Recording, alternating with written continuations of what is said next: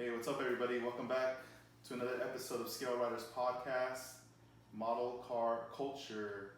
I'm 65 Looks. This is episode 81, and my guest is Armando Flores, and we are here live in studio in his garage. What's up, Armando? What's happening, Edgar?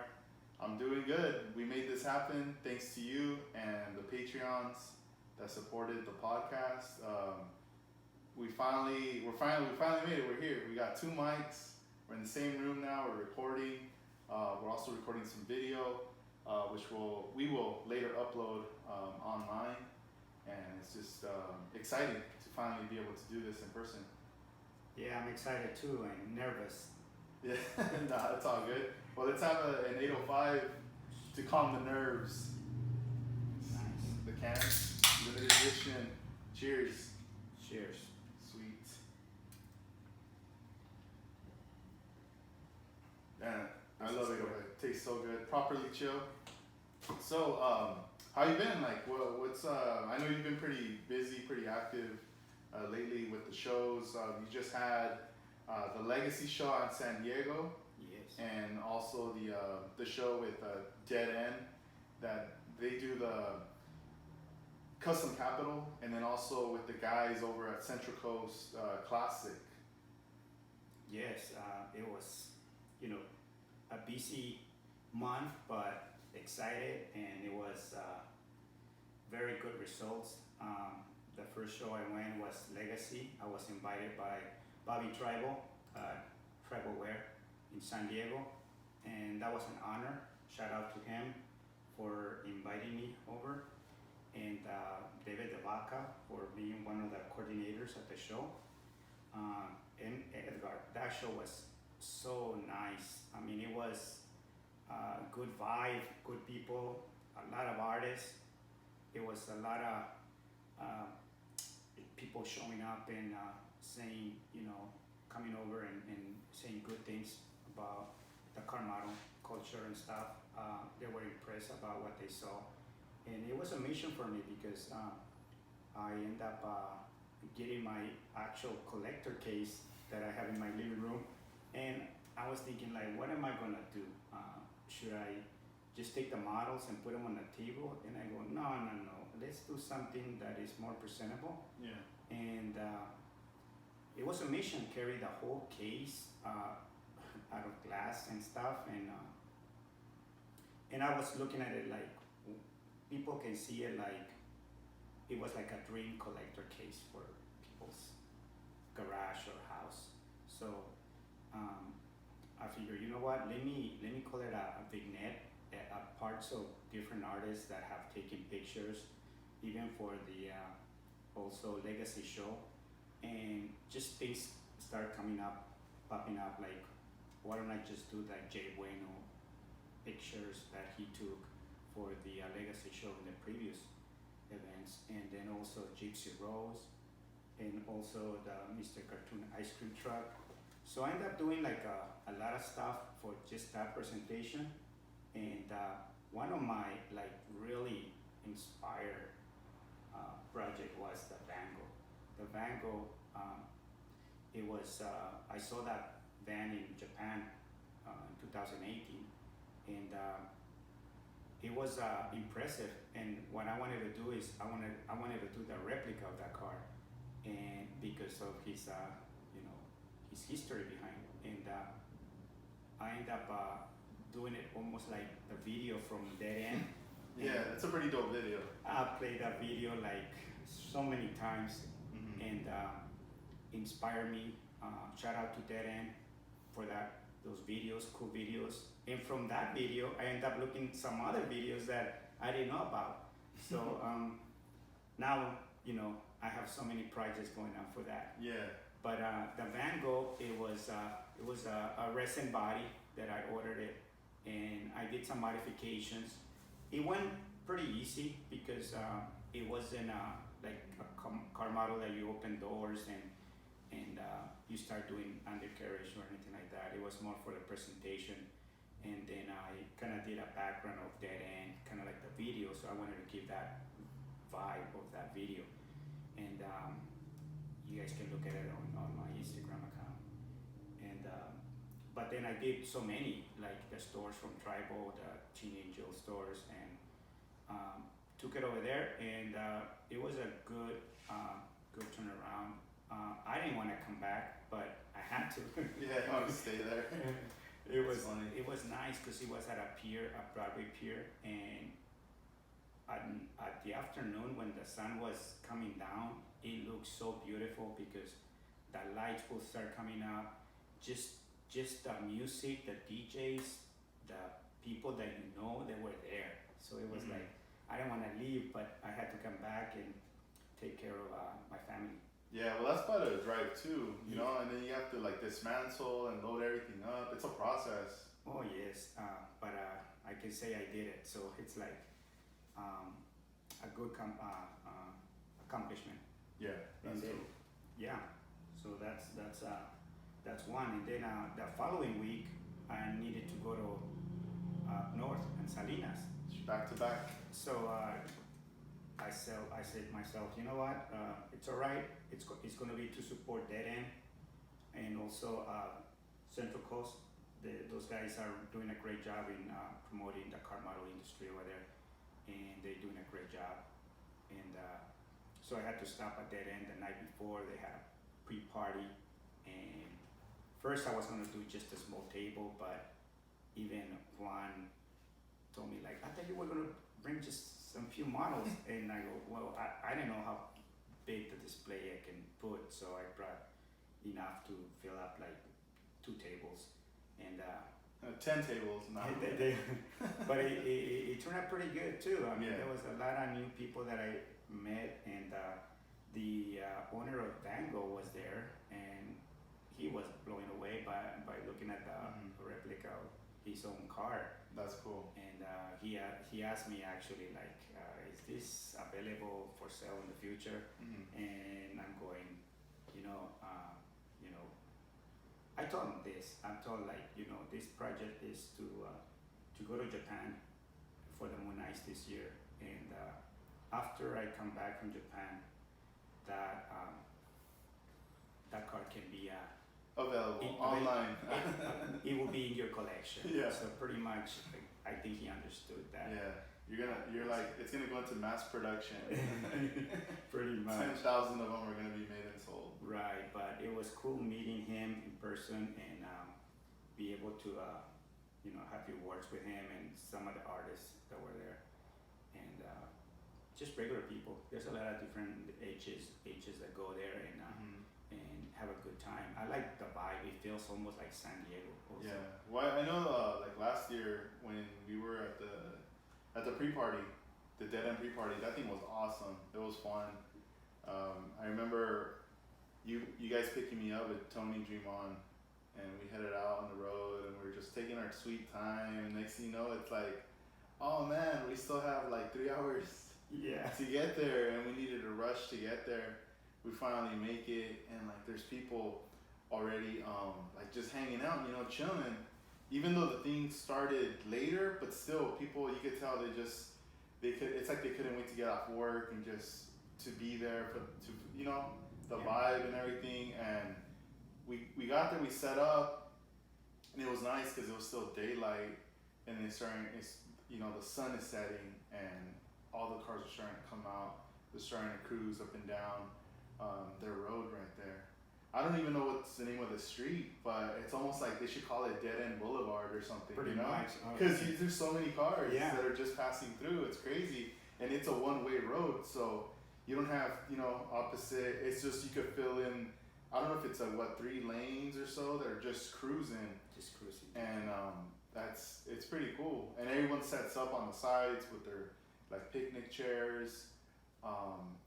If people want to come in the store and check out the models or buy some merchandise or just kind of hang out, they have that option to kind of be roaming around.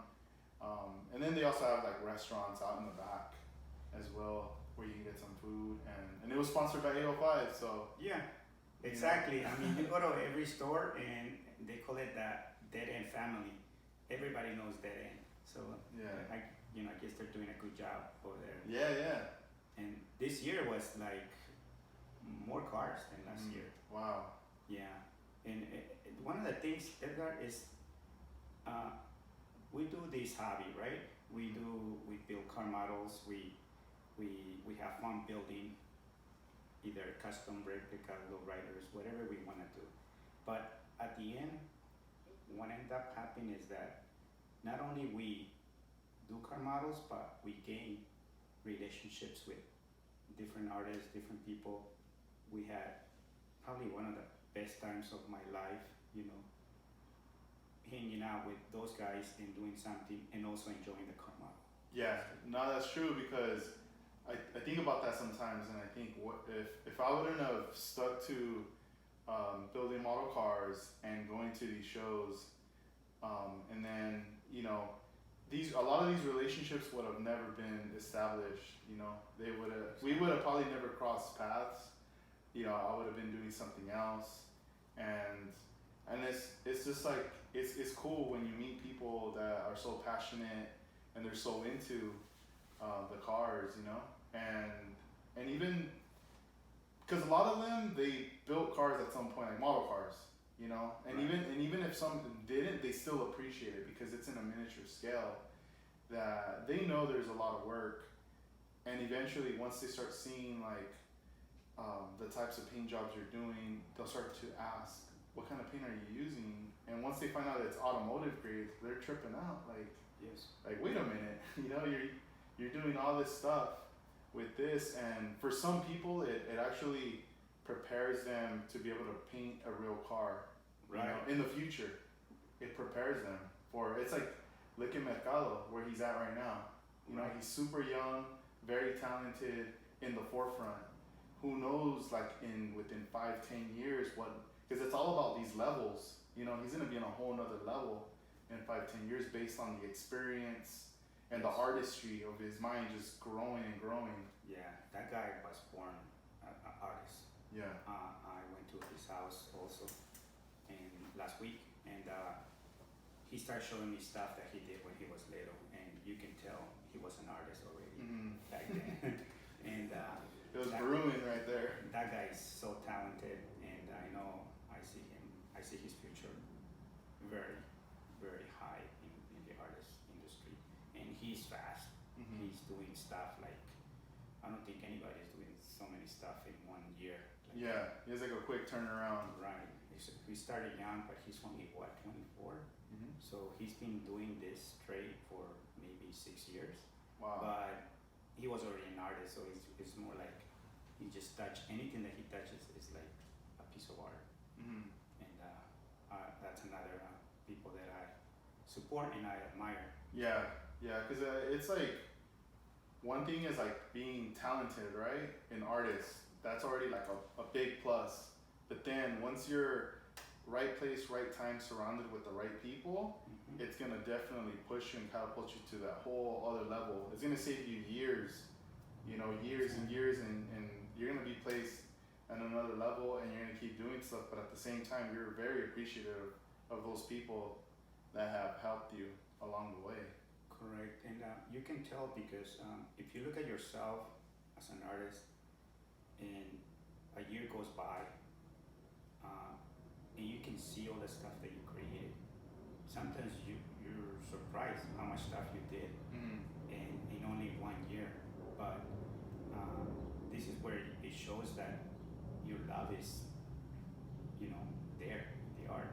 Yeah. And you're always thinking about it, whether, at work, driving, eating, taking a shower, whatever. Yeah. You're still thinking about ideas, imagination, dreams that you wanna accomplish. And when you finish, when 1 year goes by and you see all the stuff that you have done, it shows right there that if you either an artist or not an artist. Yeah. No, yeah. It's like it's been funny. Like lately, I've been opening box after box after box of kits, just breaking them out, looking at them, trying to see what I want to do with them, and then automatically I'll have an idea for one, and then another idea for another one, and I'll start cutting it, chopping it, or whatever. And a lot of my friends have been messaging me and telling me like, "Oh, that looks cool, but when are you gonna finish one? Eventually you need to finish one." And I go, nah, for sure. Like, it's gonna happen. It's just, right now, I'm in this, like, kick of just, I just want to do all the hard work right now of getting, like, basically my vision, having it laid out with the plastic, and then primering it, sanding it, doing all the body work, getting that out of the way, setting it aside and now doing the other one. And then eventually once, like, I learn whatever I learned and I get it out of me, all right, now let's move on to the next phase. And then we'll go from there. Yeah. But eventually I'm gonna have maybe like 9 or 10 cars. You're not the only one. I think everybody that gets into car model building goes through the same thing. Yeah.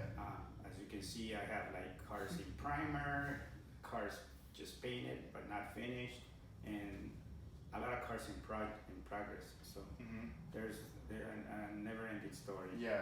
No, yeah, because it's like even like this, like the 55 right here. I've been spending a lot of time on this one, but I'm already like opening other car kits to look at and set them next to it, just to see like what's going on, pretty much. And I don't know, I'm having fun with it. I'm having fun with it right now, and it was so funny. Yes, last night I opened up another kit, like a brand new kit, and it was one of those moments where I put it upside down. I'm cutting off the plastic from underneath, and I flip it open, and then once I open the whole thing, I got this like whiff of like styrene air that hit me, like brand new, like plastic, freshly packaged, and it was like a good smell, like feeling, like a smell. I was like I don't know what it was, and I it's rare that I get that because some of the kits are kind of old. Yeah. But this one was like a new kit that came out this year, and I was like, man, that smells so good. But what's so funny is that, like, I've been doing this for more than 30 years, right? And I still open a kit, and it's the same kit that I built like maybe 5 times already. But when I open the box, I'm still excited about looking for the parts. Yeah, looking through them, checking the chrome, checking like, make sure that the body's straight. Right, because they don't end up like the cart on the car kit that comes. It end up being totally customized and stuff. Yeah, I think the same thing happens with like painters. When I was taking one of the classes at Coast Airbrush, they were spraying some House of Color, and the overspray, we were in the classroom and you could smell it, and right away when you smell it, you identify it like, oh, that's House of Color. Like, it has a distinct smell, and some guy was like, that smells so good, but I know it's gonna kill me. And he was like, man, I love that smell, but I know I shouldn't be smelling this. And it was just funny. And then another friend was telling me too about like One Shot has a particular smell for pinstriping paint. And then even now when I shake up and I pour, like when I'm practicing with Alpha Enamel, even that has like, not a strong scent, but it has a certain scent. Right. That all these scents are very distinct. Exactly. You know, I wonder if they're ever gonna come out with like a cologne or something that's safe, but you can smell it. You could wear it. Probably in the future or something. Yeah, that would be pretty funny. Yeah. So you know. So going back before I jump forward to Moon Ice, but at the Custom Capital show, I was looking at pictures and it looked beautiful as far as like, it looked like it was such a good day with the lighting, the sun, everything. All the pictures look crazy. Yeah, those guys, David and Juan. Yeah. They say, Armando, I want to make it like looks like the park. So they end up getting this like a green carpet, and I guess the way the canopy is that it's got the white top. It give a very good light, and having the park behind it, it make it look like almost real. Yeah. And so we set up all the cars like if they were at the park, the ones that were competing. And it's funny, I created this 805 canopy and all the little cases of beer and everything. But that made it like very special for that show. So shout out to 805 because best beer. It is. Cheers. Cheers. And these guys were coming in. This guy brought a tricycle, like a lowrider bike, and he put it right in the front of the canopy, and it looked so nice.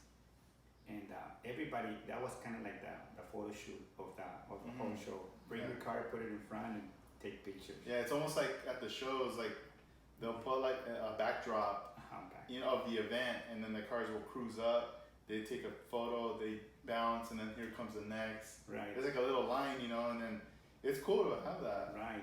And then also the sister, they have a sister that she takes nice pictures. She took a lot of nice pictures. Oh yeah, I did see them post that. Yeah. That's how Very good she got photographer. down.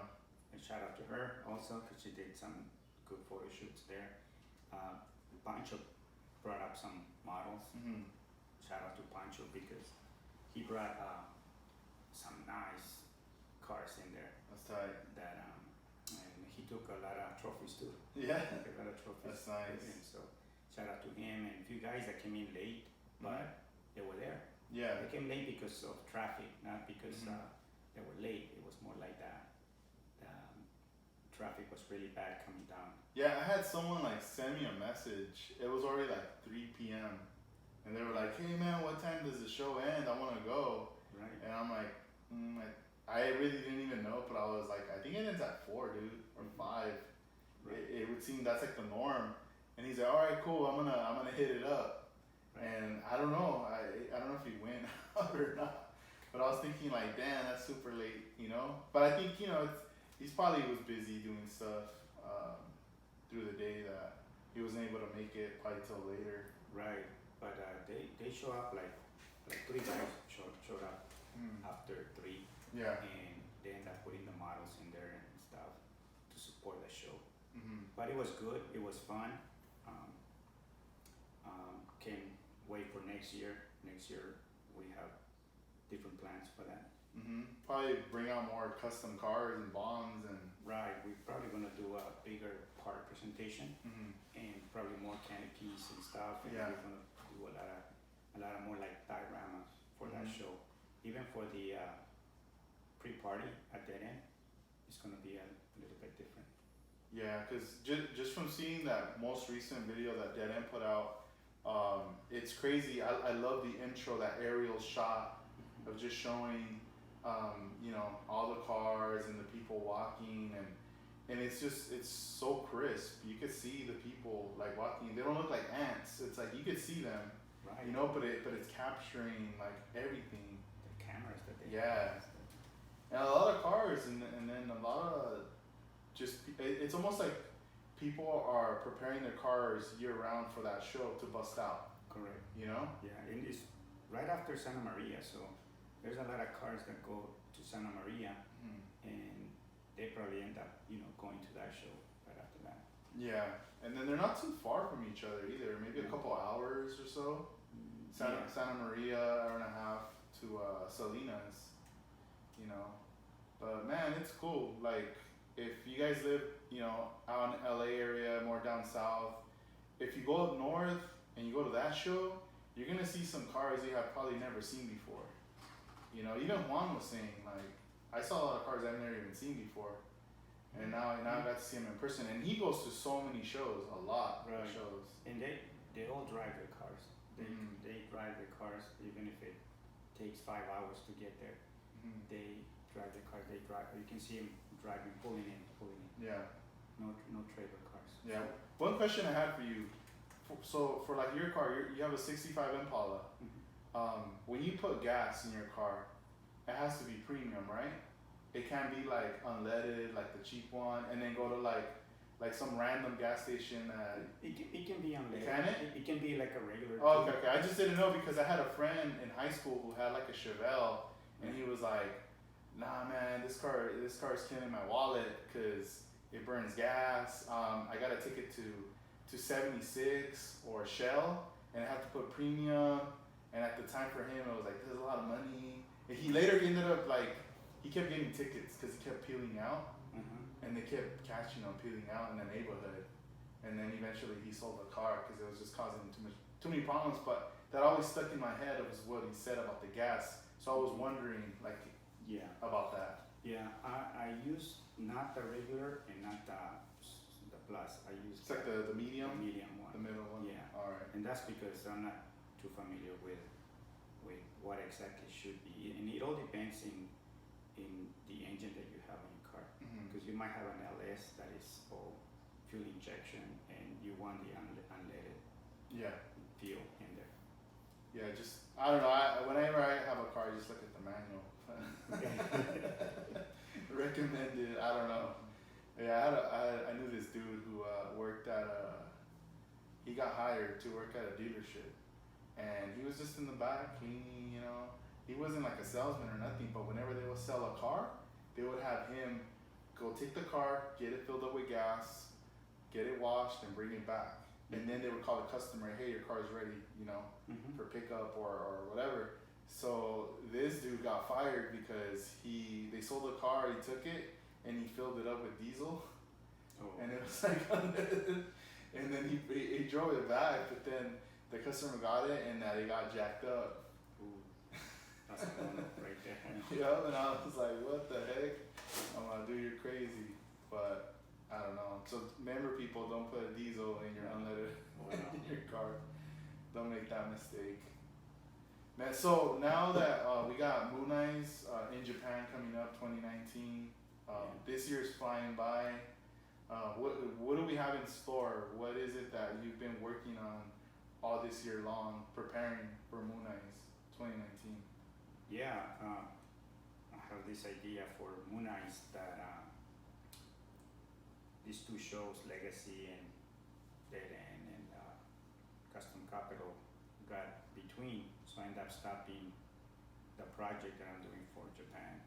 And but it's good that these shows are over. So now my concentration is on getting that project ready for Japan. And we're doing like replicas of cars that some of you guys are working on it. Mm-hmm. Some of the replicas I'm working on it. I'm doing this bomb right here that it's I saw it at the Classic Legends Mm-hmm. when I went to Japan the second time, and I saw it in person, and to me it was like I was blown away by the whole top being The vinyl top. and then the lace, and it just looks like so gangster. Mm-hmm. And so I'm doing the replica of that from Pharaoh's Car Club in Japan, and I got the paint job done. It might need a little bit of more work, and I'll be ready for that one. But I'm also doing Basters. He painted this Monte Carlo, a pink one. It's called Heartbreak Shot, and the paint job, it's so radical. It's Someone right the there. pink one that you see behind me. Yeah. And you probably see it on Instagram, the progress and stuff. But there's still a few more panels to work on, and once I shoot the clear, then I can start concentrating on the interior. All these cars are not going to be like a full show where turntables or undercarriage or doors open and stuff like that. It will take forever. Oh yes. If I'm gonna make some good presentation over there, I need to get these cars more like just a paint job and interior, more like Definitely. curbside. And I'm also making buildings, Mm-hmm. replicas of the buildings from Japan. One of the main ones is called Paradise Roads. Paradise Roads, it's behind you, it's in the back over there, and I'm gonna have neon lights, and I'm gonna have the city lights and internal lights. And this is a building that it's the most famous, I could say, building in Japan, that he opened his business way back in 1986, I believe. And he's the one that, like, the pioneer of Lowriders in Japan. You can see some of his articles, and through him, it's what the culture got brought to Japan. And Lowriders, the Chicano culture, everything started going over there. And right now it's so big. Mm-hmm. It's so big, and it's so funny because I end up chasing and supporting those guys that they're friends of mine. So I can say that they're friends because we hang out, we talk, we get inspired from here, from California, and also I get inspired from Japan. So doing those replicas is because I want to bring something that this guy from Tijuana, Mexico, came to the United States and start following the lowrider culture, and now I'm bringing the culture to Japan with their lowriders from Japan. Yeah. So I do it because I'm getting inspired by them. I'm impressed how other culture, other countries are following the lowrider tradition and the custom tradition. So just by knowing what they're doing is something that, well, let me do something that they're doing and go and represent over there. And I think it's a challenge. It's something that I have it in my head for a while, and I started working on it since the beginning of the year, and I'm so happy with the results that I'm getting, and with the all the ideas that I have that are going to represent masterpieces. It's going to represent Armando Flores. It's going to represent the Carnival industry. This will be the second time in Hunais, and hopefully they see my work and everything goes well. Yeah, no, yeah, I'm sure it's gonna be a blast being out there. New cars, you know, new people.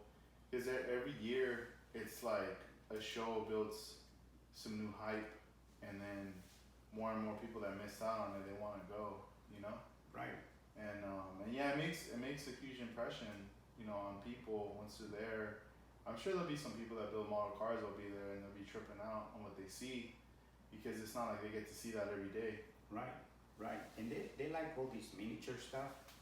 And when they see the replica of their own car or a building now, and they like to see stuff with lights working. And when Jerry's took his store and all the remote control cars, they were blown away. Yeah. By all the stuff that he does. Yeah, they were tripping out that everything was moving. So many things were going on at once. And it's all coming from Netherlands. Yeah. I mean, he brings the stuff over here to California, and he also takes it to Japan. And he just got back from Japan, and I was tripping out. He was over there again. I was like, dude, he sent me some videos, like some messages of him, because he knows I love like the tools and all that stuff in the hobby shops. And he was at one of the ones that he took us to, that one tall building that has like the wall just full of stuff. In Acapulco. Yeah. So he started showing me videos like of what he was looking at, and I was like, dang, dude, like you're so lucky. I can't believe you're there. You know? I was tripping out on that. I was like, wow, you're out there again. So just from seeing those clips, I was already like, I want that. Like you can already tell what's there, and it's cool, man. I just love the passion that the people have out there for hobbies, you know. Yes, they do so many different miniature stuff. Yeah, and another thing too is I've been tripping out on the not only the cars but the buildings. You know, little by little, from following like Skeleton from Time, and then just seeing like the dioramas with like Detail Junkies, the dioramas you're doing, the dioramas that even down to scale and the guys did. You know, all the way, you know, just from the beginning. I feel like for me it was like an introduction back when Whittier Boulevard. You know, seeing all those developing stages to now. Later, you go on Instagram and you go down a rabbit hole and you start to find so many artists that do buildings, and miniature stuff, and now it's a trip, dude. That's a whole nother scene right there. That's a whole nother thing, a whole nother world, but it motivates you. Like it does make you want to do something like that. Right, and I can see more people doing it. Inglewood Models, he is doing. Yeah.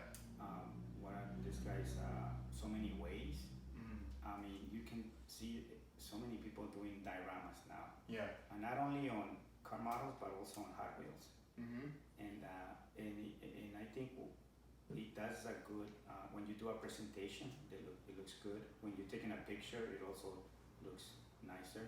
Mm-hmm. But working on these buildings, I wanted to get more educated about it, about the weather, the tools, the effects, and all that stuff. And I ended up hitting up Skeleton, Mm-hmm. and he gave me some a lot of pointers. Like, okay, I use this, I use that. Yeah, like materials. Right, materials and stuff. So it was something that I shout out to him because he's basically supporting me like big time in regards dioramas, and I'm learning a lot. I'm still, learning, what can I do when I start doing all this weather.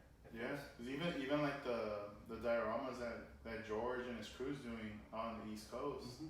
with the Hobby Lobby shopping center, the McDonald's, all that stuff. Right. Like all these people are doing something that it's definitely enhancing. It's making like the displays more inviting. Right. You know, like if you start to look back, it all starts with like just the table, putting your car on the table. Then eventually people started decorating around the car, like full show Right. car, and then eventually later it was more like, you know what, I want to have my friends' cars all together, kind of like if we were out in a park. Yeah. It's a car show, or we were out at like kicking it in a shopping center or car meet. Right. And you have all these cars, so then little by little everybody starts building stuff, and I feel like that's gonna become the norm, like the standard now. Right. That going forward, like people who are building the cars, once they're done with the car, now they're gonna think like, you know what? Instead of me presenting the car already, let me wait and let me build something for that car. Mm-hmm. Whether it's gonna be a base or a building or something. Yeah, I always think that presentation takes a big part of your project, Yeah. and I've been doing it since the early '90s, Mm-hmm. where every time I do a presentation of one of my models, it wasn't just a model there. Mm-hmm. I had to create a turntable, I had to create a platform, I had to create lights, or I had to create something. Even a mirror. One time I put a mirror that is bent, Mm-hmm. plexiglass, that was on a dually, just so that you can see the front, the back, and the whole side in the back. Mm-hmm. So I always think presentations, that display is very important. Yeah. So these guys are putting all these dioramas now for that presentation, and when it gets collaborate with other people, it makes it even better. Yeah, once you start getting, you get more people involved, you plan it out. First, you see the layout of how are we gonna do this, what are we trying to do, and then, it's like everybody does their homework, builds a thing to the scale. So this way, when all the pieces are brought together, you attach them. Next thing you know, you have this like little section of a miniature city, with the cars, and it's just like, all right, let's show this to people now, Yeah. And sometimes too, you I highly would recommend, like, let's say if you have your cars already and you have your stuff, I recommend to build a relationship with people that do shows, and if you feel like your cars, your presentation would fit great with that kind of a show, you have to build a relationship in order to collaborate to make that possible.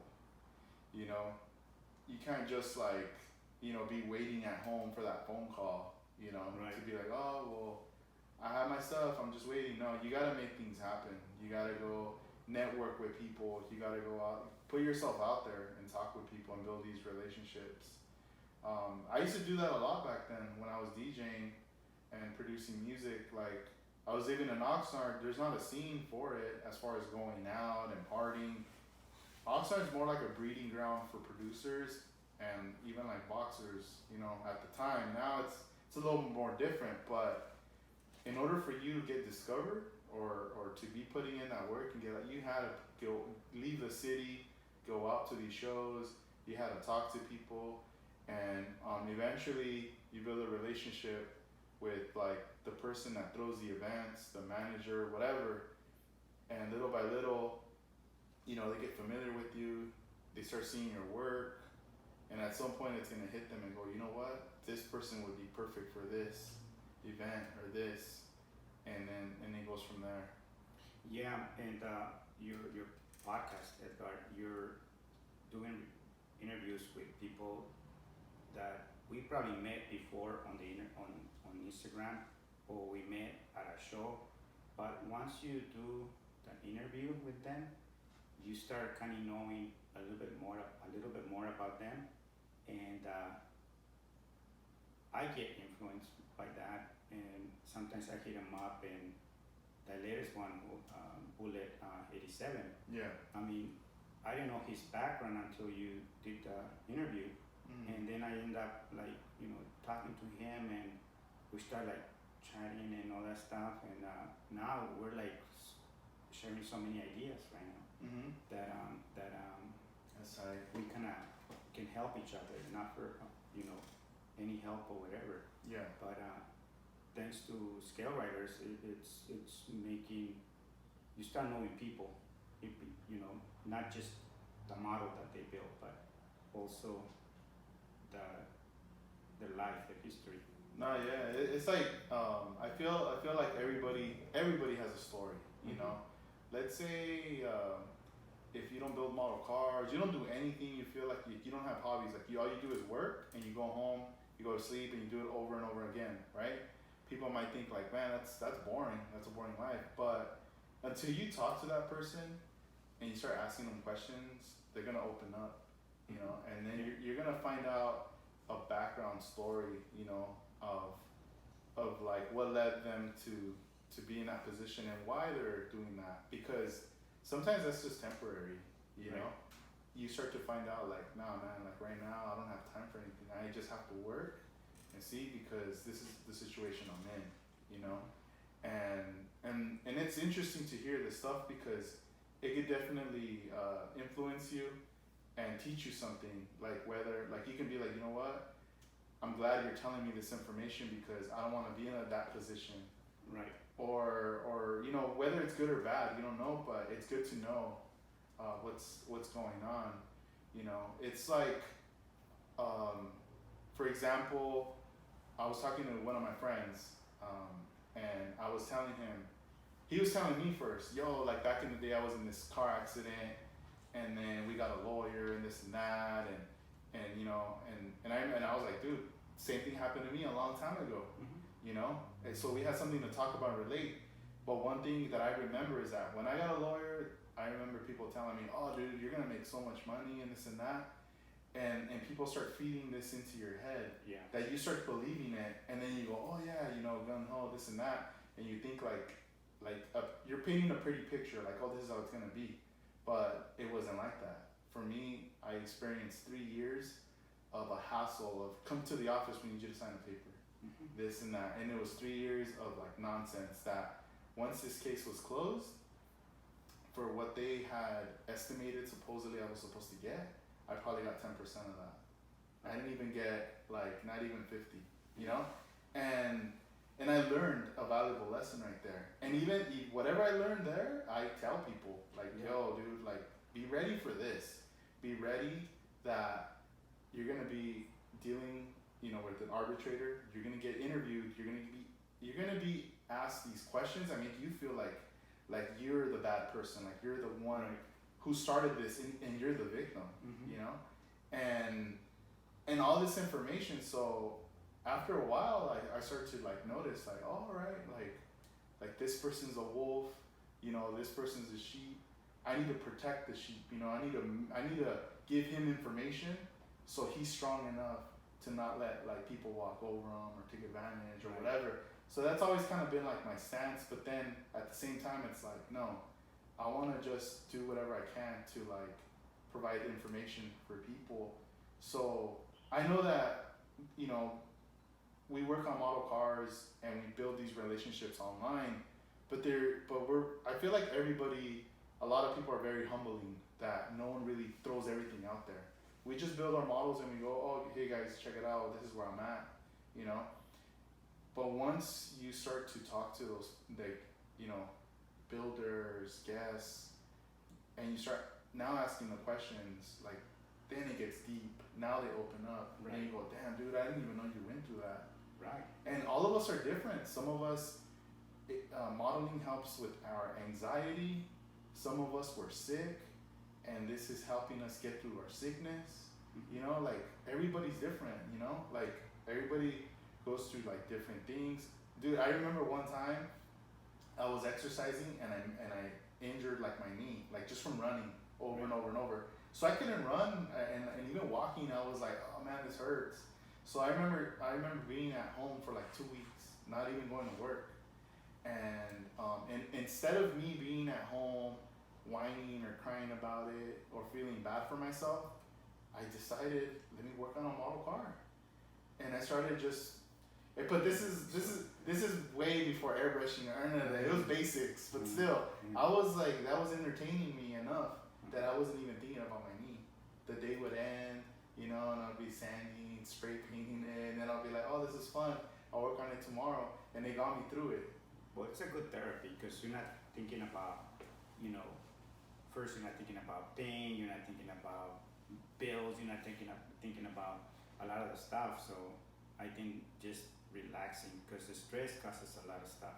Mm-hmm. And if you're building models, if you're having stress building models, then maybe that's not your hobby. Yeah, or like you gotta step away for like a while. Yeah, or something. Yeah, I remember one time I was at work and I told my dad, hey dad, I don't know what it is, but my eyelid, like the corner of my eyelid keeps twitching. Oh, that's it. Like I'm chilling and then it moves. Like, what's going on? I've never had this happen. And he's just like, you know what? You're stressing out about something.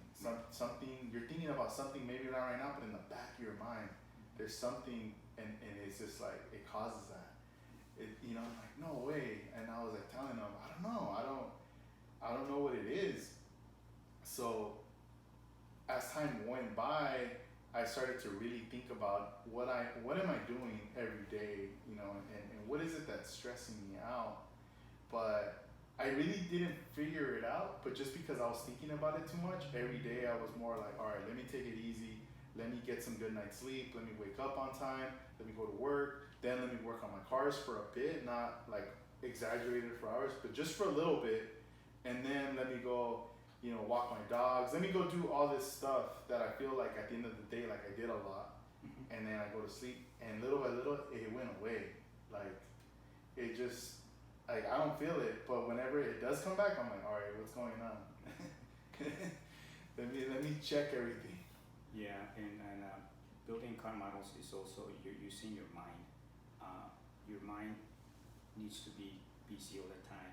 If you don't practice and use your mind, it's not gonna be good in the future. I mean, I always say that, you know, if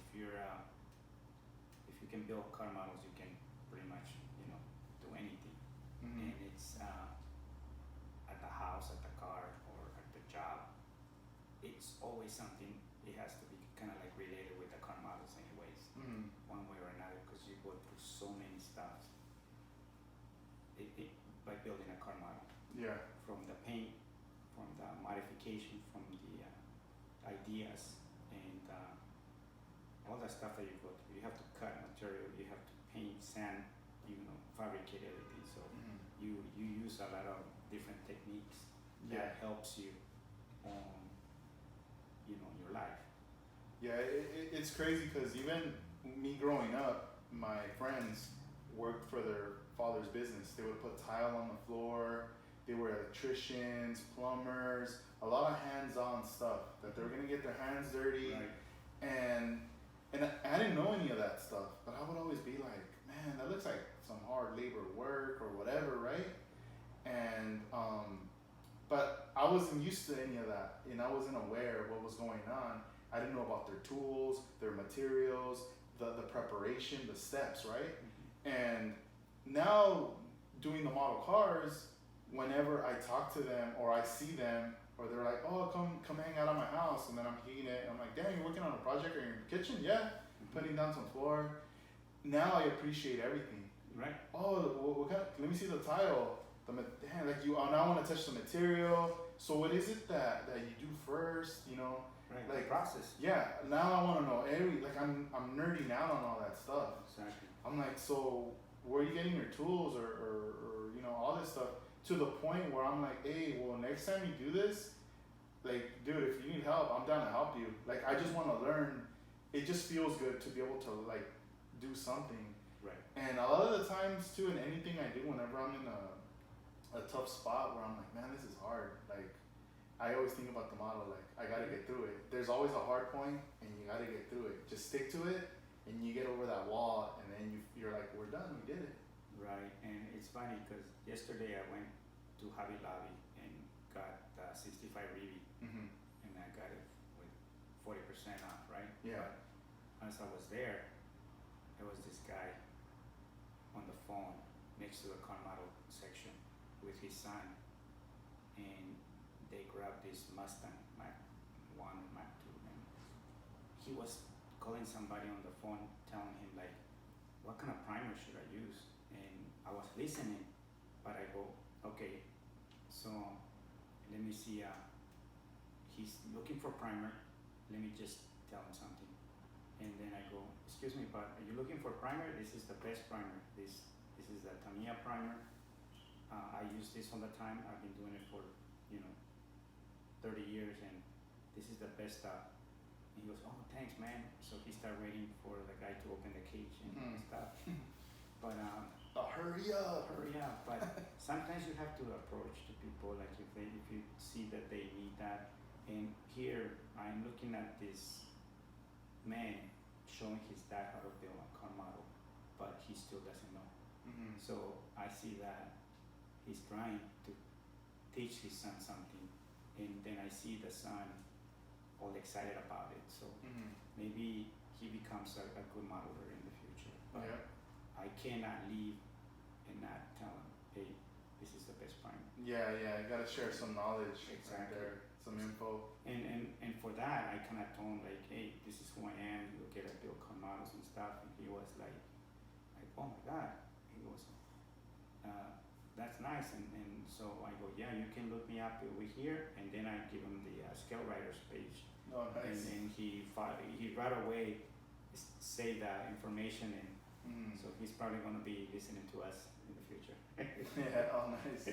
That's cool, but that's nice though that they're trying to get something going, and then give them some help with that, some direction. Yeah, and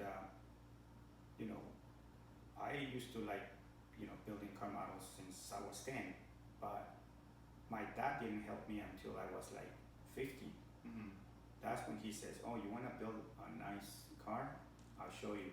And we went and got those tester paint rattle cans, and then we ended up painting the first car, and I was like, yes, it looks like a hot magenta pink, really nice, 58 Impala, doors open and everything, and I was like so excited because it was kind of like one of my first shows that I entered, and this was in junior high, Pacoima Junior High, and then I went there, and there were so many cars painted with real car paint with flake and everything, and I was like, oh man, that's when I said I'm so far behind. So but maybe that's what motivated me to get better. So like when you were living in Mexico, was that like where you were introduced to the model cars, or was it when you were living out here in California? I was introduced to the car models in TJ. Okay. What was it like? Was it like you saw it in a store? Yeah. Like you were just, let's say, window shopping, and you're like, wait, what's that? I went to this pharmacy, and on pharmacies back in Mexico, they will have like toys, and there was this 110 scale or it was a bigger scale. It was a funny car, and it was a Challenger. No, it was a Charger, 68 Charger. It was like a funny car. So I bought it, but it was a bigger scale, so it was the tires were like rubbery. All the engine was all chrome and stuff, and I glue it everything in one day. And then he had the stickers, and I go, how am I gonna put the stickers in there? So then I kind of end up managing that, and even the parachute in the back, it was like it looked real, like the little tires in the back. So that was my first car model ever. I wasn't introduced to lowriders back then. So then when I was in 4th grade, I was in way South Mexico in Michoacan, and then I remember my dad left me over there for the summer, and he gave me like money to spend per day, and I would go and buy one model every day. I end up with 2 cases of models coming back for each day that I went. He's like, what the hell, dude? And Why are you bringing all this back? Right, and one of the ones that I bought that I remember is still in my mind. It's a 70 Impala, and then I bought the Datsun, the 110 or 210. Were these all AMT kits too? Yeah, okay. yeah. They were the same model kits back then. Dang. Yeah, because that was like in 1971 or 72. So the model was the car model was available. Was there other kids though that were building them, or was it just you by yourself at that time? Well, in Mexico, not a lot of people can afford to buy a model kit. Because I remember my dad was giving me like a good money per day, but I didn't buy it on candies or anything like that. I went to the hobby store and I bought a model every day. And even my aunts, my cousins were like, why you buying so many models? I go, well, there's no place to go. I mean, what am I gonna do? Go to La Plaza, whatever? And so I ended up building the models right there, and but never introduced to lowriders. Not until I came to the U.S. That was a whole nother world. Yeah, when we came in 1974, and they put me in school in Pacoima Junior High, I remember leaving the school, and then the first one, a lowrider passes by, candy, like a lime green, and it was a It just stood out. It popped. Oh, it was like, what kind of a color is that? Yeah, I've never that? seen anything like that with wire wheels and lifted and all that, and I was like, what is that, right? And then days go by, and then I saw this garage that was right across Lowrider Canyon, and I noticed that garage, they have cars like 2-3 cars at a time, and first the car was primer, and then the silver base, and then the candy, and the car would leave that garage already buffed and painted and everything. And I was like, I was just always getting out from school, I was passing through just to see what car was next. Okay? But I see candy blues, candy reds, candy tangerines, all kinds of candies, and that's when I started liking lowriders. Did you ask like what kind of car is, like what is that classified as, you know? Nope, I didn't, because I didn't even know that it was like a class for lowriders or customs or anything like that. To me, what catches my attention was the candies. And they were lacquer back then, so the candy will pop from far away. You can be inside the school and you still see the car like lit up on the sun because of the candy. It's interesting, like, you know, we're in 2019, people are still like lowriding is still going strong, and but it's always nice to go back and find a magazine from like the 70s, 80s, you know, and look at those cars from back then, you know, and it's crazy, like there's so many influences that you can see in there, and I could only imagine like what it would have been like to experience that, to see at that time like these cars just cruising up and down. I'll tell you what, it was awesome. Yeah. every day, to me, it was a car show almost every day. In the San Fernando Valley, there were so many lowriders everywhere. You go to the market, there were lowriders Whether it was primer, whether it was like original but lower it, or if it was candy or full custom.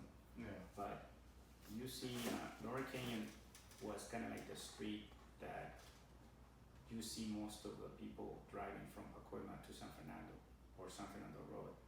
But when I started in high school, that's when I started getting to know the people that build the cars. And that's what kind of, I start paying more attention. Then I start making drawings. I will go every day, I will go to my classroom and draw like a 64 Hoppy. And I will go to the next class and I will draw like a Thunderbird or an LTD or a Monte Carlo. And the next day when I come in, it was all raised. They clean it. So I will draw it again. Were you drawing on the desk? On the desk with a pencil. Oh dang. And it was Hoppy. I can still do it. I memorized those drawings by, I did them by hand, but I memorize them so well that I can draw it right now. Yeah. If I want to. And but probably the people that were cleaning the classrooms were saying like, this guy doesn't stop making drawings or whatever. Yeah. Sometimes I get in trouble because graffiti. I was doing vandalism. The desk. All the drawings, and those were nothing but LTDs, like a 77 LTD, like a Thunderbird or a LTD. Yeah. Even a Lincoln too. And then I end up doing it like in posters. In some of my classes in high school at Polytechnic High School, they asked me, can you make me a drawing of a Lowrider? And I did them, and then they put them on the wall. Years went by, and the car was still there. They actually left them in there for a long time, and that was cool. That was on our ESL classes right there in Poly High. But I also did it for a lot of friends that were into Lowriders, and if they had a Monte Carlo, I would paint a Monte Carlo for them. And I will actually put color like a blue or red. And another thing, I used to live in San Fernando, and in my bedroom, I drew a 77 LTD, full size of the car on the whole wall. the wire wheels, the whole car, everything, I drew it. I remember when I met my wife, she came into the house and she saw the car and I was like, look what I did. And she's like, you did that? I go, yeah. Why you did it on the wall? I don't have no other wall to paint it, so I did it there. That was your canvas. That was my canvas, but full size LTD, 1977. Wow. Yeah. That was kind of like my dream car. Yeah, you wanted that car. I actually dream about that car. Yeah, because there used to be one guy that bought one brand new, red, with the red interior with heat tops. Right after he bought it, he put hydraulics and he was cruising every day. And to me, it was like the car of the valley. Yeah. Because that car was sweet. That's crazy. At that time when you were doing the model cars, were you primering them too, or just straight paint? No primer. No scuff, no sanding? No, I would just paint them. Yeah. Because, I don't know, like, first of all, like, unless I customize it, like I cut something but I use rattle cans, I never use an airbrush. I started using airbrush when I was serious about it. Yeah.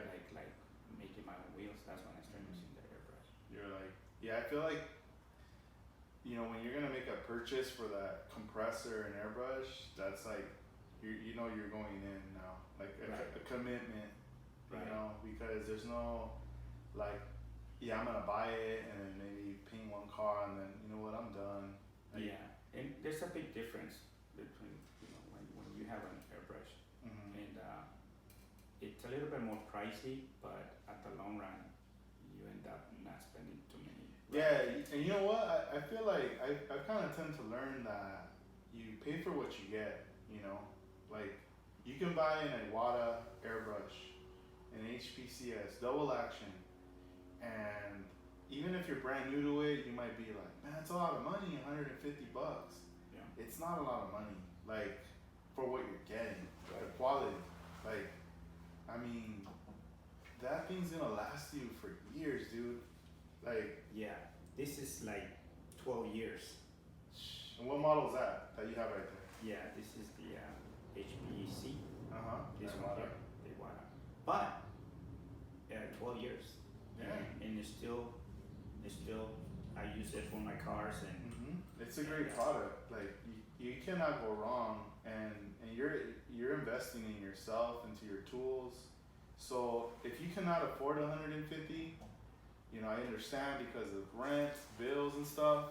Then don't rush and buy something cheap. Just wait. Save up what you have. If you have $50, hold on to that. Wait another month or 2 more months.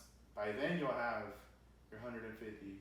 Buy the airbrush, and it's gonna be worth it. Right, or if you have a friend that has an airbrush, ask him to let you borrow it right there and try it, because you might not like it.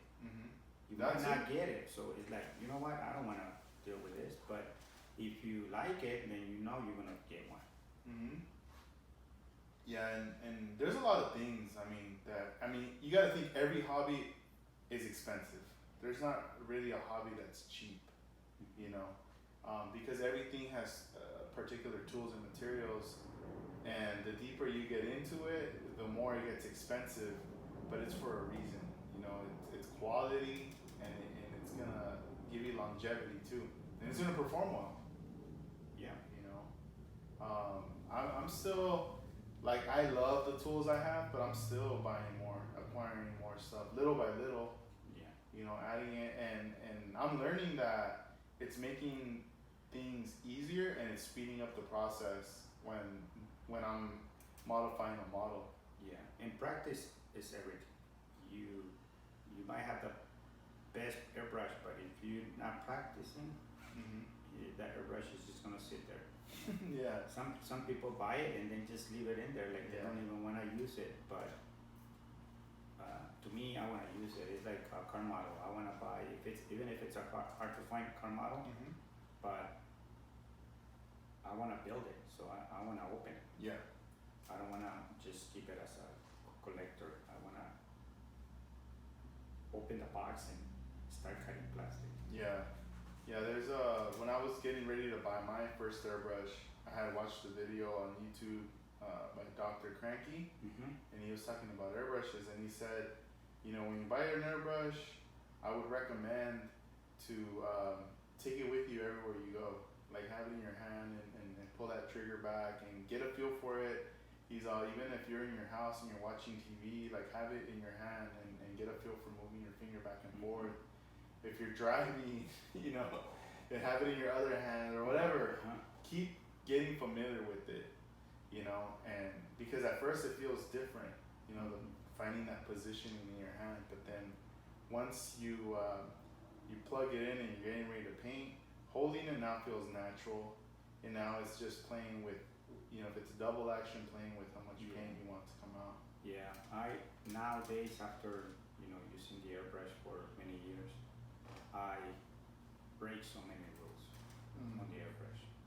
I take the tip that is in the airbrush, I take it off for more fine, or take the cap, I know how to put it back, or I start like just messing with it, like I leave the needle open more, just to spray, like wet it. Yeah, so more paint comes out. Those are not rules that come in the airbrush, but those are little tricks that you get when your paint is too thick, when your paint is too dry, or is too wet. Then you need to kind of play with those things. Air, thinner. There's always like this formula to mix your colors, but sometimes you don't want that effect. You want to give a different effect. So I break so many rules. Yeah. And they work. So. Yeah, you start to improvise. Right. Just to get the job done. Right, and you might be using Tamiya paint. It works so different than if you were working with House of Colors, or if you use testers. I use testers for my interiors, but then or undercarriage if you want a flat colors or whatever. But for buildings now, I don't use House of Colors. I use also testers, or more like a rattle can. Mm-hmm. But Yeah. for it depends for what application I'm going to use it. Yeah. Yeah, there's a lately I've been watching a lot of YouTube videos with I can't remember his channel, but he does all the new kits that are coming out. He builds them, and he does like a quick, like he opens it up, an unboxing. He paints them. He shows you when he's painting them. He assembles it, and it's like the final thing. But he works pretty fast, and I think I mean obviously because the video's edited, but I mean he's doing everything just rattle can, and he's having fun. Right. And he's just like putting it together, and it's like, well, here it is, you know. And just seeing his videos is very inspiring as well. You know, just because he's building the most current new models that are being released in the market right now. Right. So like if there's like a kit that you see a picture of, and you're kind of curious and wondering how does this car look like when it's built, or has anybody done it yet? You know, and I know a lot of these, they're represses, like they came out years back and now they just repressed them, but it's kind of cool to see him just bust out real quick, Right. and do them up. Right, and we car modelers, we're the only ones that kind of see when there's something wrong on the car kit, model kit, because you start putting things pieces together and it's like it doesn't go there. Oh, it doesn't fit. Yeah. And you have to kind of customize them to make Yeah. it fit, Yeah. because there's a glitch, there's an error in that mold, but you able to manage it. You know? Yeah. Yeah, after a while you're putting stuff together and you're like, oh, what the hell? And then you find a way. Like there's like a Ford van, I think it's a 77. It just recently got re-released, but I had bought in one of the previous releases on it, and I remember I painted it with Tamiya rattle cans, and when I assembled it, I noticed that the bottom belly of the car was warped. The back corner was like dented up all weird. So if you laid it flat on the table, it would not lay flat. It was like flat, and then it would warp up like a half pipe, like a skateboard ramp or something. Right. And then I remember gluing the axle and putting it all in there, and it was all like weird, like off. So I needed to, at the time, I mean, I didn't know too much about customization, or else I would have probably cut it or heated it up and bent it back. I didn't know it, and so all I did was I ended up cutting from the tree like styrene and putting it on the axle, so there's a support. Okay, just Like, to keep it straight. And it looked weird, but I was like, no one's gonna see this. It's the bottom, you know. And I still have the van. Like I put it away. It's somewhere, you know. I think now if I tackled it, I would probably know what to do now. But at the time, like nah. And there's a resin bodies that are like that, either too thick or warped, or they look nice right now, but later on when you start painting them, they start like moving. So that's something that you also have to be careful. Yeah. What are your right now like your favorite tools to use right now? The favorite tools, Yeah. in regards, When you're model building, like what are your to go to right away? oh, the Dremel, the cordless Dremel. Yeah. The cordless, Is that a must that you Yeah. recommend people to buy? oh, that one, the Dremel, especially the cordless, because it's The micro. Yeah, it has a LED light and it has the speed, Mm-hmm. and then you can be working anywhere because it's cordless. Yeah. So that's something that, and I just got it like recently. I used to use the one with a cord. That thing is so heavy, but I was able to do the job. Yeah. No, I love that thing, the micro Dremel. It's like $100. Yep. But it works great. Yeah, and it keeps charged with a tone stand-up charger, so it's great. Like Luis just recently got one. He's loving that thing. Yeah. You know. Do you have another tool besides that one that you recommend people out there to get? E.81 airbrush. Yeah. No. Yeah. That's for sure. I mean, I feel like you could never get enough like sanding sticks and files. Yeah, those You know. God hands sticks, those are nice. Yeah, those are pretty dope. Yeah, lately I've been looking more and more into, because I've been doing a lot of body work, so a lot of sanding. So like I use Agan stuff, but I'm also using my files a lot, and I'm trying to see what else is out there, an alternative, Yeah. just so I can add to it. So this way I have plenty of different tools to work with. Yeah. Also the thread.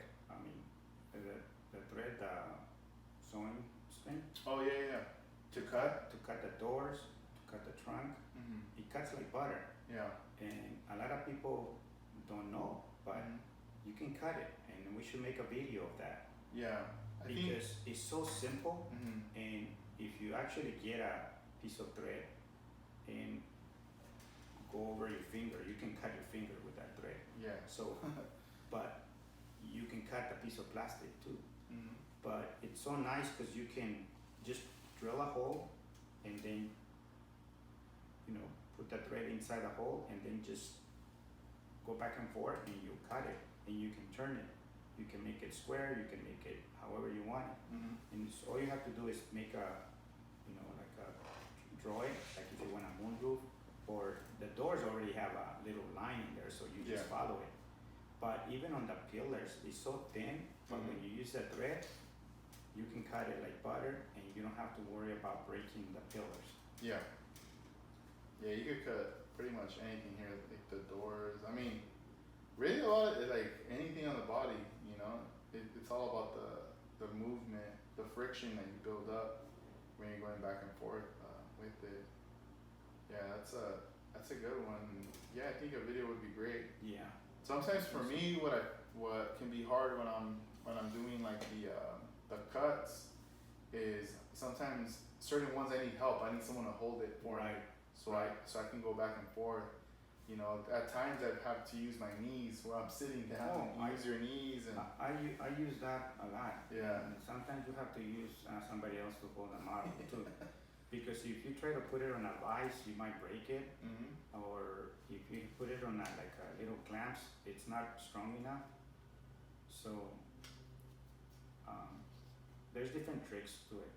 Yeah, no, yeah, it happens. One time I needed to cut some seats, and I remember using like a hobby knife or something, and I was just damaging it because it was thick. Right. So I was like, no, I need to get the string.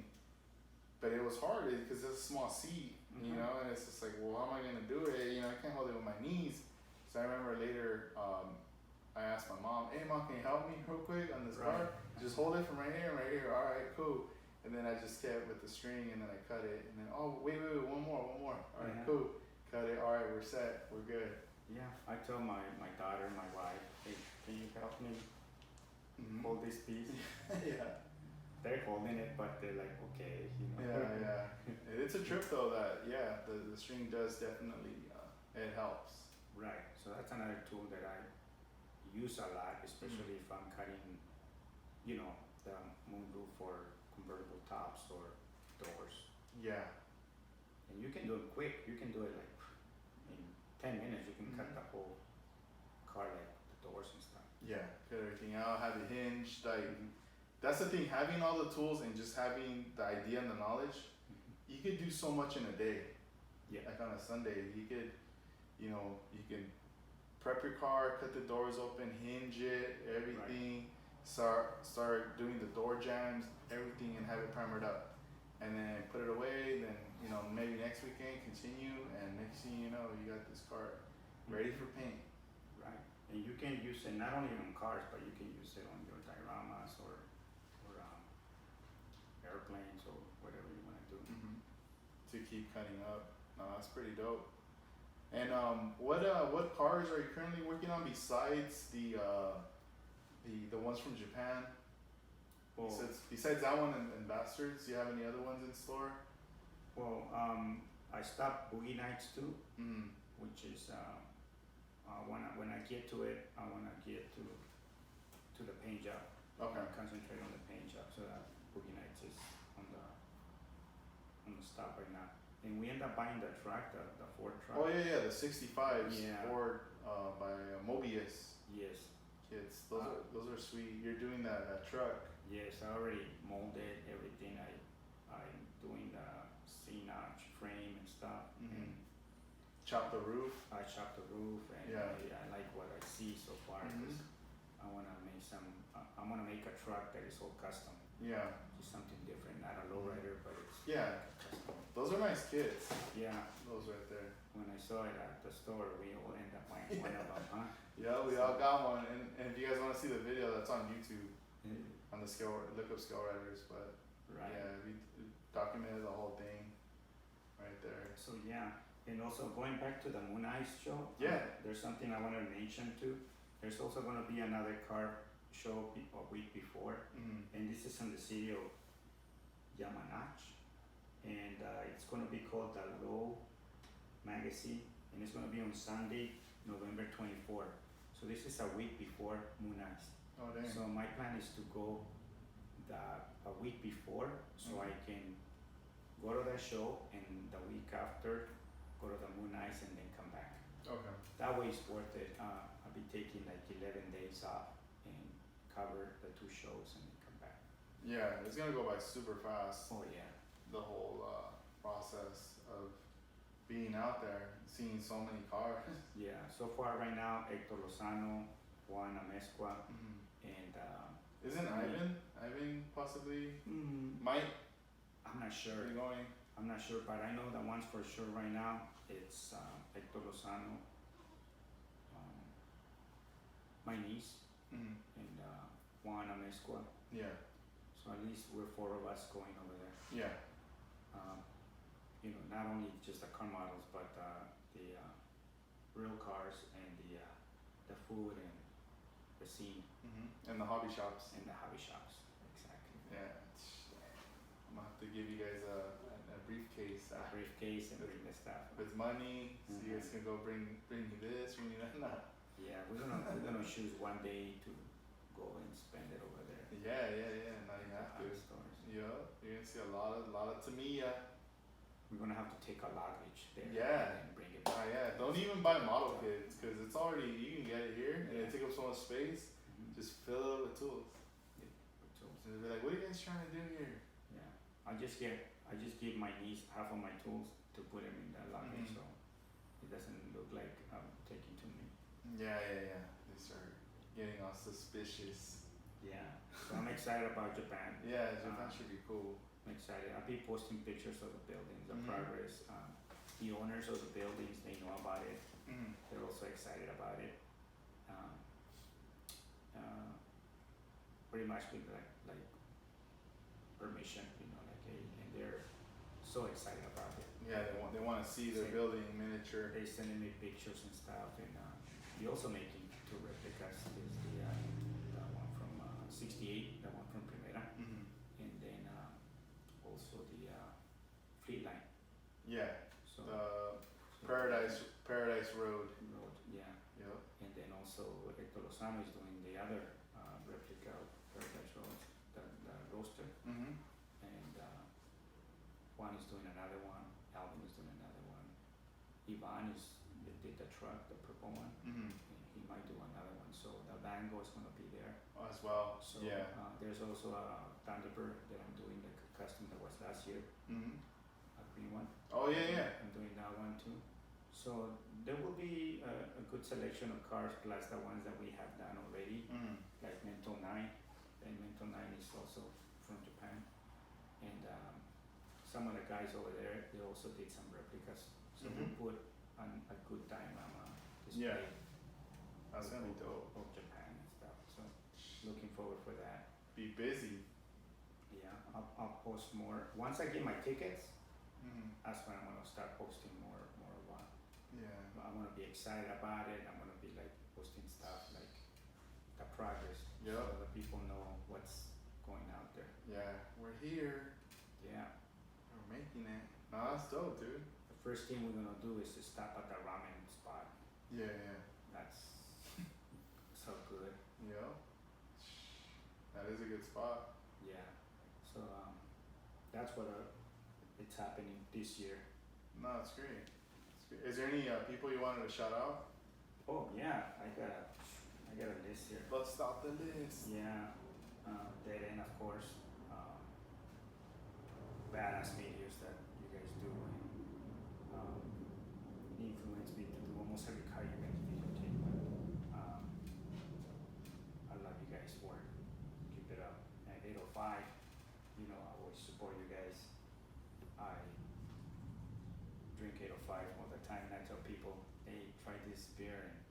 Once they try it, they don't go back to any other beer. Yeah, they're hooked. They're hooked. Teen Angel, David Vaca from San Diego. Yeah, shout out to David. Always supporting the models in the model industry, and badass podcast that he did with you. Oh, thanks. Tribal is also another one that it's bringing all these artists, this culture that he believes in, and he's doing a great job too. Bastards from Japan, he comes over and he builds the baddest cars over there, baddest paint jobs. Shout out to him. Killing it. His dad, that he came over and stopped at the house, and you guys are welcome over here anytime. Nice Stefanska, another artist from Japan that he does kind of like the Teen Angel drawings, and he's the most cholo japonero in Japan. Se vale. And Ulises Velasquez, man, you gotta come back and start doing some models, man, because you did some badass models, and we need you.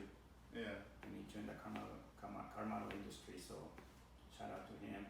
I know you're busy with your Heatwave car club, but you're still masterpieces, don't worry about it. Mercado, I have to say, Mercado and I, we've been talking about new future projects, so looking forward for that one too. Yeah. And he's our paint striper, so. Yeah, thank you for that. Shout out to him. And Skeleton for the support on the Dioramas and stuff. When you come down here, we got you covered, homie. I know you're in France right now having fun, but next time you come in, we'll do something over here. And all the models down to scale, who are doing a great job with all the presentations that they do, and Chili Willy, getting involved with a dedicated magazine, and his partner. Yeah, David. Janko, Detail Junkies. The magazine is making noise, and I'm pretty sure they're getting the support and showing it with the support and stuff. Yeah, shout out to them. You guys gonna have my support, that's for sure.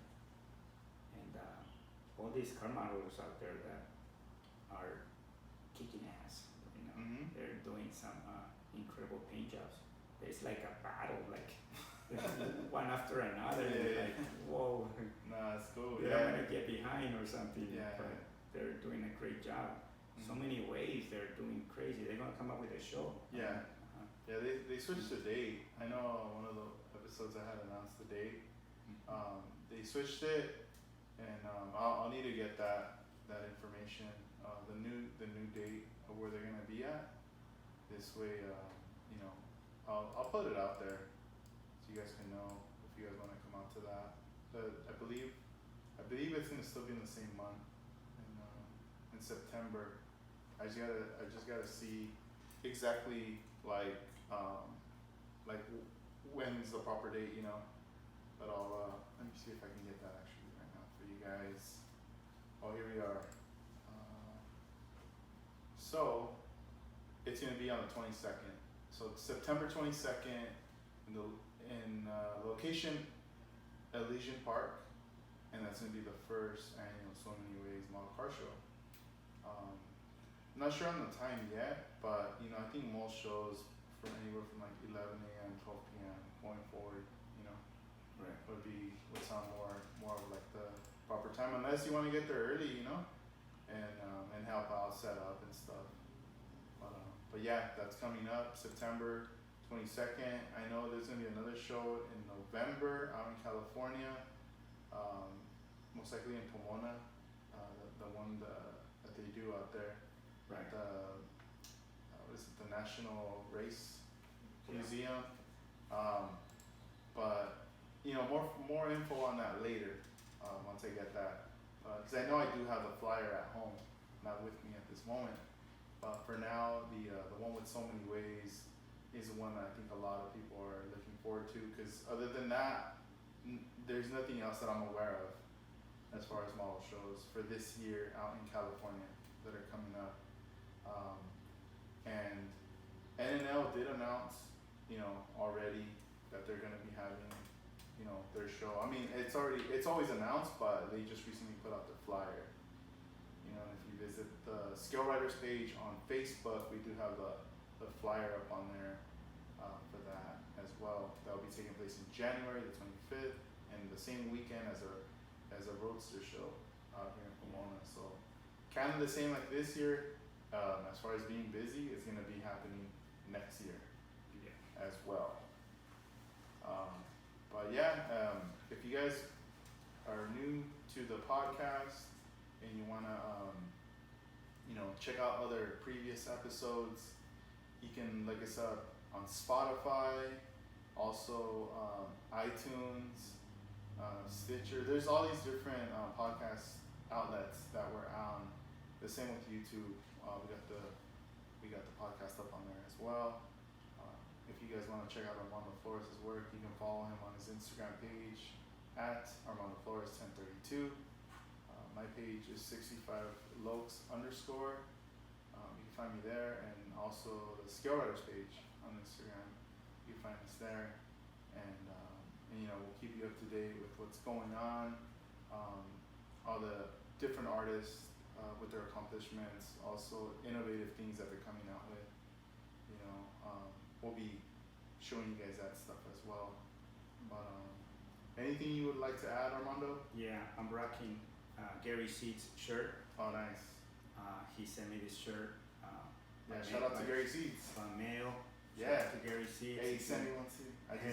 It's in the closet and it's hanging. No, I had to wear it today. I had to wear it today. I used when I get a T-shirt, I want to wear it. I want to use it. I want to support and enjoy it. I don't want to keep it in the closet. Yeah, I want to use wear and abuse it. I abuse it. Yep. So I'm gonna need one later on. This one's ripped. Right. So shout out to Gary Seeds, another talented man in the history. Yeah, that's great. Well, hey Armando, this was a pleasure talking to you, and we finally got to have two microphones now in studio. Right. And get this done. This was like a goal to get it to this point, and we gotta keep moving forward. I know later it's gonna evolve. There's gonna be a third mic, maybe a fourth, and just I want to keep doing this more. I'm gonna still do the interviews in the phone because I know that some people live far away, but I'm gonna try to get a guest at least like once a month where I'm in person in the studio with them. Try to do that as well. So that was a wrap for episode 81 with Armando Flores. This is 65 Lokes checking out. I hope you guys have a good weekend. Keep on building models. Build for yourself. Build what you love. And just have fun with it. All right, guys. Peace.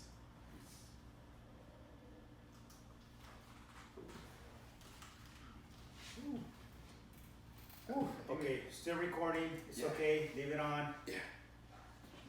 Wow.